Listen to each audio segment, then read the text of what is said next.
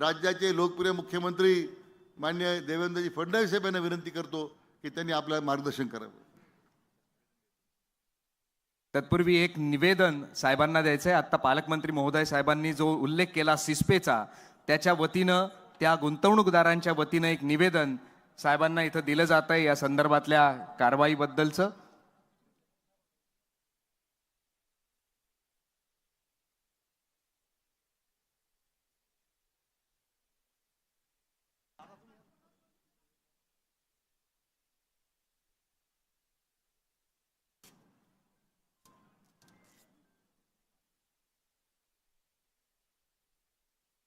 यानंतर जोरदार टाळ्यांनी आपण स्वागत करूयात महाराष्ट्राचे लाडके मुख्यमंत्री माननीय नामदार देवेंद्रजी फडणवीस साहेब यांचं. भारत माता की, भारत माता की, छत्रपती शिवाजी महाराज की, धर्मवीर छत्रपती संभाजी महाराज की, पुण्यश्लोक अहिल्या माता की, भारतरत्न डॉक्टर बाबासाहेब आंबेडकरांचा जय श्रीराम, जय जय श्रीराम.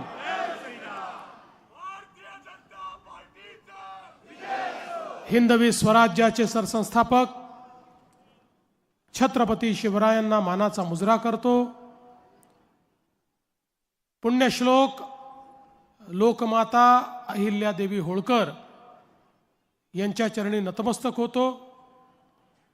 भारतीय राज्यघटनेचे शिल्पकार भारतरत्न डॉक्टर बाबासाहेब आंबेडकर यांना मानवंदना अर्पित करतो. आणि अहिल्यानगरमधील आजच्या या प्रचार सभेमध्ये मंचावर उपस्थित असलेले महाराष्ट्र विधान परिषदेचे सभापती माननीय राम शिंदेजी, आपल्या जिल्ह्याचे पालकमंत्री आणि राज्याचे जलसंपदा मंत्री राधाकृष्ण विखे पाटीलजी, मंचावर उपस्थित असलेले लोकप्रिय आमदार संग्राम जगतापजी, मोनिकाताई राजळे, विक्रमजी पाचपुते, आपले युवा नेते आणि माजी खासदार सुजय विखे पाटील, माननीय श्री बबनदादा पाचपुते, श्री विजयजी चौधरी, अनिलजी मोहिते, रवीजी अनासपुरे, आमचे पीपल्स रिपब्लिकन पार्टीचे प्रमुख ज्यांनी आपल्याला पूर्ण या ठिकाणी समर्थन दिलं आहे आणि संपूर्ण महाराष्ट्राचा दौरा ते आपल्यासोबत करतायत असे श्री जयदीपजी कवाडे, श्री संपतजी बारसकर, दिलीपजी भालसिंग, श्री अक्षयजी कर्डिले, नितीनजी दिनकर, अशोकजी सावंत, विनायकराव देशमुख, या ठिकाणी उपस्थित श्री अशोक गायकवाड, सत्यजितजी कदम, अभयजी आगरकर, महेशजी नामदे, श्री सुनीलजी रामदासी, बाबासाहेब गायकवाड, गणेशजी भोसले, राजेंद्रजी काळे, भगवानजी लुलसुंदर, त्याचप्रमाणे भरत ठुबे, गीताताई गिल्डा, सुरेखाताई विद्ये, या मंचावर बाजूला उपस्थित असलेल्या भारतीय जनता पार्टी, राष्ट्रवादी आपल्या महायुतीचे सर्व उमेदवार, या ठिकाणी अत्यंत मोठ्या संख्येनं उपस्थित असलेल्या माझ्या सर्व लाडक्या बहिणी आणि तितक्याच लाडक्या भावांनो, आज मला अतिशय आनंद आहे की अहिल्यानगरमध्ये महानगरपालिकेच्या प्रचाराकरता मी आलो आहे. आनंद या गोष्टी करता आहे की यापूर्वी ही निवडणूक झाली होती, पण ती निवडणूक अहमदनगर महानगरपालिकेची निवडणूक होती. ही पहिली निवडणूक आहे की ज्या निवडणुकीतला महापौर हा अहिल्यानगरचा महापौर या ठिकाणी आपण निवडून देणार आहोत. खऱ्या अर्थानं छत्रपती शिवरायांनी हिंदवी स्वराज्याची स्थापना केल्यानंतर त्या साम्राज्याला विस्तारित करण्याचं काम ज्यांनी केलं त्यामध्ये आमच्या पुण्यश्लोक अहिल्या माता ज्यांनी राज्य कसं करावं, जनतेचं पालन पोषण कसं करावं, कशा पद्धतीनं सामान्यातल्या सामान्य माणसाला अधिकारिता द्यावी, सुरक्षित कसं ठेवावं, समृद्धी कशी आणावी, उद्योग कसे तयार करावे, अशा सर्व गोष्टीचा वास्तुपाठ आपल्या राज्य कारभारातनं ज्यांनी करून दिला आणि म्हणून अखिल भारतामध्ये मोगलांनी केलेली उद्ध्वस्त केलेली तमाम हिंदू देवस्थानं, तमाम हिंदू घाट हे बांधण्याचं काम ज्यांनी केलं त्या अहिल्यादेवी होळकरांच्या नावानं आज हा जिल्हा ओळखला जातो. कारण त्यांचं जन्मस्थान चोंडी, ज्या ठिकाणी आमच्या रामभाऊ शिंदेंच्या नेतृत्वात आम्ही कॅबिनेटची बैठक घेऊन एक प्रकारे चोंडी विकास आराखड्यासोबत या महाराष्ट्रातल्या सगळ्या ज्योतिर्लिंगांच्या विकासाचा एक आराखडा मांडला. आज त्याच अहिल्यादेवींच्या या अहिल्यानगरमध्ये मी पुन्हा एकदा अहिल्या मातांसोबत इथल्या सगळ्या नागरिकांना देखील नमन करतो, नमस्कार करतो. खरं म्हणजे या ठिकाणी विखे पाटील साहेब आहेत, रामभाऊ शिंदे आहेत, आमचे सुजयदादा आहेत, संग्राम जगताप आहेत, आपले सगळे आमदार आहेत. त्यामुळे मी येण्याची आवश्यकता देखील नव्हती. पण मी हा विचार केला की या निमित्ताने आपल्याशी संवाद साधता येईल, या निमित्ताने आपलं दर्शन घेता येईल आणि त्याचसोबत आपल्याला ज्या काही अडीअडचणी आहेत त्या समजून घेता येईल. आणि म्हणून आज या सभेकरता मी आलो. पण मी इथे यायच्या आधीच आपण सगळ्यांनी भाजप राष्ट्रवादीचे 5 नगरसेवक बिनविरोध या ठिकाणी निवडून दिले, त्याबद्दल आपल्या सर्वांचे मी मनापासून आभार मानतो. एक प्रकारे आपण सुरुवात ही या ठिकाणी अतिशय उत्तम केली आहे आणि ज्याची सुरुवात उत्तम असते ते सगळंच उत्तम होतं. त्यामुळे माझ्या मनामध्ये पूर्ण विश्वास आहे की या महानगरपालिकेमध्ये आपल्या महायुतीचाच महापौर बसेल आणि पूर्ण बहुमत हे आपल्याला या ठिकाणी निश्चितपणे मिळेल. खरं तर बंधू भगिनींनो, आपण जर बघितलं तर आपल्या देशामध्ये जवळजवळ 70 वर्ष शहरांकडे दुर्लक्ष झालं. आम्ही गावाचा विकास करत होतो, तो विकासही महत्त्वाचा होता. भारत हा गावांमध्ये बसतो, त्यामुळे त्याचा विकास झाला पाहिजे, संकल्पना योग्य होती. पण 70 वर्ष गावाचा विकास करता करता शहरांकडे मात्र शासनाचं दुर्लक्ष झालं. परिणाम काय झाला? शहरं वाढत गेली. अन्न, वस्त्र, निवारा, शिक्षण, आरोग्य, रोजगार या प्रत्येक गोष्टीकरता गावाकडनं लोक शहरामध्ये आले. शहराची लोकसंख्या वाढत होती, आलेल्या लोकांना राहायला जागा नव्हती, झोपडपट्ट्या तयार झाल्या, अतिक्रमणं झाली.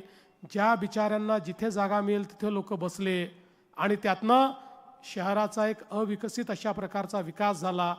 लोकसंख्या वाढल्यामुळे शहरामध्ये पिण्याच्या पाण्याच्या समस्या तयार झाल्या. लोकसंख्या वाढल्यामुळे घनकचऱ्याचे ढीग हे शहरांमध्ये ठिकठिकाणी आपल्याला पाहायला मिळायला लागले. लोकसंख्या वाढल्यामुळे त्या ठिकाणी नाल्यांमधनं विष्ठा वाहू लागली. सगळं घाण पाणी हे नाल्यांमधनं वाहू लागलं.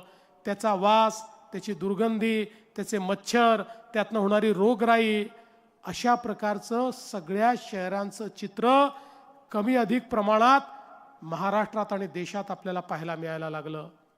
पण ज्यावेळी 2014 साली माननीय नरेंद्र मोदीजी हे देशाचे प्रधानमंत्री झाले, त्यावेळी मोदीजींनी सांगितलं गावांसोबत शहरांचाही विकास आपल्याला करावा लागेल.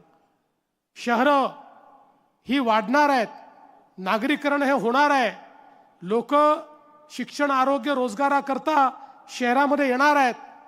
त्यामुळे येणाऱ्या गरिबांना, मध्यमवर्गीयांना, शहरात राहणाऱ्या जनतेला मूलभूत सोयी आपल्याला द्याव्या लागतील. मोदीजींनी सांगितलं देशाच्या GDPचा 65% GDP वस्तू आणि सेवांची निर्मिती, रोजगाराची निर्मिती ही शहरांमध्ये होते. त्यामुळे शहरांमध्ये जर आपण उत्तम सोयी तयार केल्या, शहरातल्या गरीब आणि मध्यमवर्गीयांच्या जीवनामध्ये आपण जर त्या ठिकाणी परिवर्तन आणलं तर आपली शहरं ही विकासाचं केंद्र होतील आणि आपल्या अर्थव्यवस्थेला ती मोठ्या प्रमाणात चालना देतील. आणि म्हणून 70 वर्षानंतर पहिल्यांदा देशाच्या मध्यवर्ती सरकारने, मोदीजींनी निर्णय केला आणि लाखो कोटी रुपयाच्या योजना या शहरांकरता सुरू केल्या. स्मार्ट सिटीची योजना, अमृत शहरांची योजना, स्वच्छ भारत शहरी योजना, प्रधानमंत्री आवास योजना शहरी योजना, अशा वेगवेगळ्या योजनांच्या माध्यमातून हजारो कोटी रुपये शहराला देणं सुरू केलं. तुम्ही बघा आज कुठल्याही शहरांमध्ये चाललेली जी कामं आहेत ती 2014 नंतर केंद्रात आणि राज्यात आपलं सरकार आलं आणि या शहरांना आपण निधी देणं सुरू केलं. आज शहरांचा चित्र आणि चेहरा बदलतोय. आपण बघा आज ज्या प्रकारे मोदीजींनी सांगितलं की शहरात राहणारा जो गरीब आहे, जो बेघर आहे, जो कच्च्या घरामध्ये राहतो, त्याला प्रधानमंत्री आवास योजनेच्या अंतर्गत पक्कं घर दिलं पाहिजे. आपल्याला 30 लाख घरं मोदीजींनी प्रधानमंत्री आवास योजनेत दिली. पण आपल्या एक लक्षात आलं, शहरामध्ये देण्याकरता घरं तर आपल्याकडे आहेत, पण लोकांकडे जमिनीचा मालकी हक्क नसल्यामुळे त्यांना त्या योजनेचा लाभ घेता येत नाही. 2 महिन्यापूर्वी आपण आपल्या कॅबिनेटमध्ये निर्णय केला आणि आता आपण ठरवलं की या ठिकाणी जे झोपडपट्टीत राहतात, रहिवासी करता ज्यांनी अतिक्रमण केलं आहे, अशा सगळ्या लोकांना त्यांच्या जमिनीचा मालकी हक्काचा पट्टा द्यायचा, त्यांना त्याचं PR कार्ड द्यायचं आणि त्यापैकी जे लोक कच्च्या घरांमध्ये राहतात त्यांना पक्कं घर बांधण्याकरता या ठिकाणी पूर्ण मदत करायची. प्रधानमंत्री आवास योजनेतनं त्यांना घरही द्यायचं. त्यामुळे या ठिकाणी सुजयदादा, संग्रामदादा दोन्ही युवा नेत्यांना मी सांगतो, ही जनता आपली महानगरपालिका निवडून देणार आहे. ती निवडून आल्यानंतर पहिल्यांदा ज्या ठिकाणी झोपडपट्टी आहे, ज्या ठिकाणी गरिबाचं अतिक्रमण आहे, अशा सगळ्या जागांवर शासनाच्या शासन निर्णयाप्रमाणे त्याची मोजणी करून, त्याचा प्लेन टेबल सर्वे करून त्या सगळ्या लोकांना तुम्ही मालकी हक्काचा पट्टा आणि PR कार्ड द्या.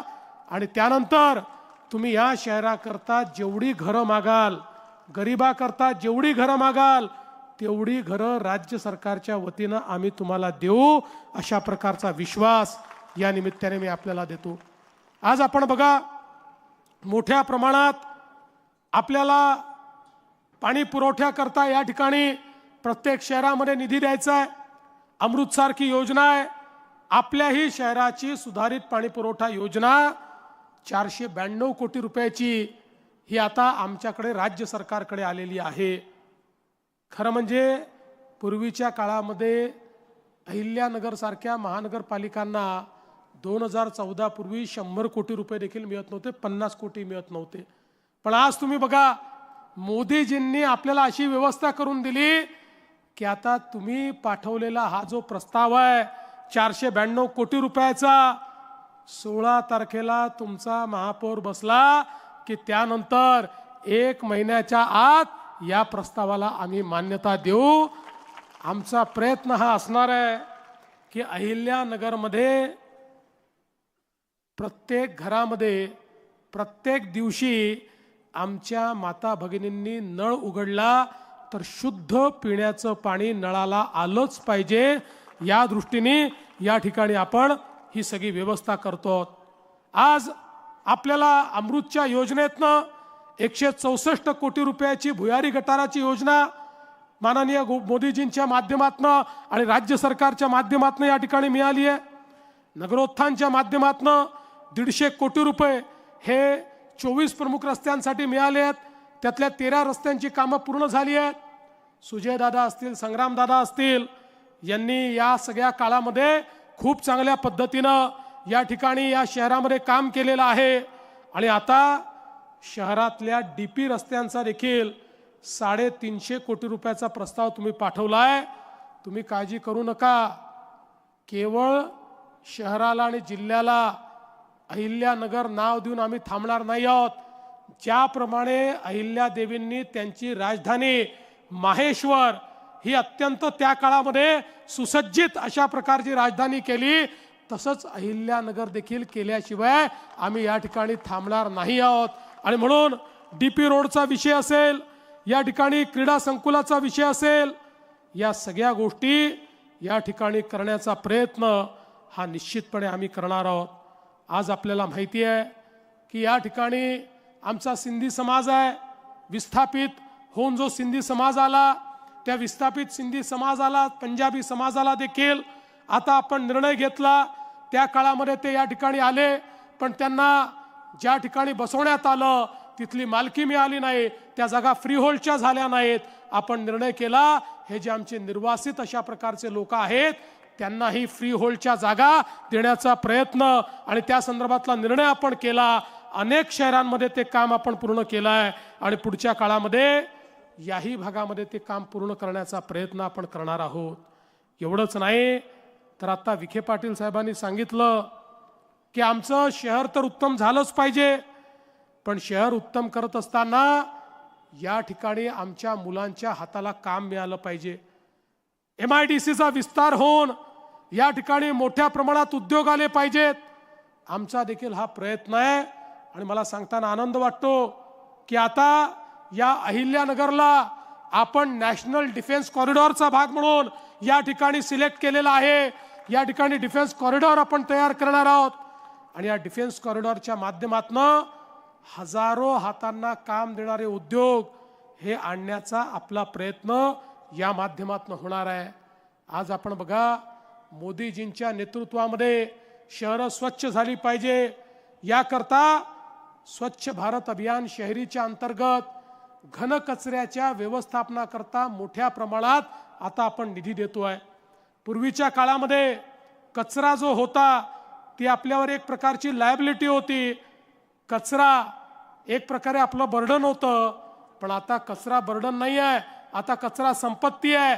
आता कचरा जमा करून तो आपण डंप करत नाही, आता कचऱ्यावर प्रक्रिया करतो, कचऱ्यापासून खतांची निर्मिती करतो, कचऱ्यापासून कोळशाचे पेलेट आपण तयार करतो, जे पेलेट्स कोळशाच्या ऐवजी वीज निर्मितीमध्ये आपण वापरतो. आता कचऱ्यापासून तर आपण विद्युत निर्मिती देखील आणि गॅस निर्मिती देखील या ठिकाणी चालू केली आहे. आणि म्हणून या अहिल्यानगर शहरामध्ये देखील जो काही कचरा आहे त्या कचऱ्यावर 100% प्रक्रिया करण्याकरता या ठिकाणी माननीय प्रधानमंत्री महोदयाच्या योजनेच्या अंतर्गत आम्ही आपल्याला मदत करू आणि एक स्वच्छ अशा प्रकारचं अहिल्यानगर हे आपल्याला कसं तयार करता येईल हा प्रयत्न देखील पुढच्या काळामध्ये आपल्याला करायचा आहे. बंधू भगिनींनो, आत्ताच मला घोटाळ्यांच्या संदर्भातलं निवेदन एक मिळालेलं आहे. हे खरं आहे, काही लोकांनी वेगवेगळ्या कंपन्या स्थापून गरीब माणसाकडनं डिपॉझिट घेऊन त्या ठिकाणी चेन तयार केली आणि त्या माध्यमातून गरीबाला लुबाडण्याचं काम केलं आहे. त्यांना आम्ही सोडणार नाही. तुमची जी मागणी आहे की याला CBI कडे दिलं पाहिजे, निश्चितपणे देशाच्या गृहमंत्र्यांची चर्चा करून मी देखील त्यांना विनंती करेन की हे घोटाळे CBIच्या मार्फत या ठिकाणी तुम्ही चौकशीला घ्या आणि जे जे लोकांनी गरिबाचा पैसा खाल्ला असेल त्याला जेलची हवा खायला त्या ठिकाणी पाठवा आणि त्याच्याकडनं गरिबाचा पैसा परत आणून तो गरिबाला परत द्या. हे देखील पुढच्या काळामध्ये आपल्याला निश्चितपणे करायचं आहे. खरं म्हणजे बंधू भगिनींनो, आपल्याला याची कल्पना आहे, 1 वर्षापूर्वी राज्याच्या विधानसभेच्या निवडणुका झाल्या. महायुतीला अतिशय भक्कम अशा पद्धतीनं आपण निवडून दिलं. एक प्रकारे विक्रमी अशा प्रकारच्या आमच्या जागा आल्या.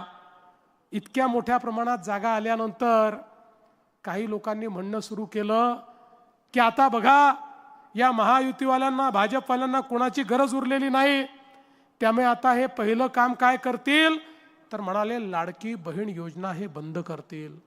आता 1 वर्षापेक्षा जास्त काळ गेला, लाडकी बहीण योजना सुरूच आहे आणि लाडक्या बहिणींनो, जोपर्यंत तुमचा देवाभाऊ मुख्यमंत्री आहे, लाडकी बहीण योजना सुरूच राहील, ती कोणी बंद करणार नाही. पण संग्राम दादा, सुजय दादा, मी तुम्हाला एक गोष्ट सांगण्याकरता आलो आहे. आता माझ्या लाडक्या बहिणींना केवळ लाडकी बहीण ठेवू नका. आता मोदीजींनी लखपती दीदीची योजना सुरू केली आहे. आता माझ्या लाडक्या बहिणींना आपल्याला लखपती दीदी बनवायचं आहे. महाराष्ट्रामध्ये 50 लाख लखपती दीदीचा आकडा आम्ही पार केलाय.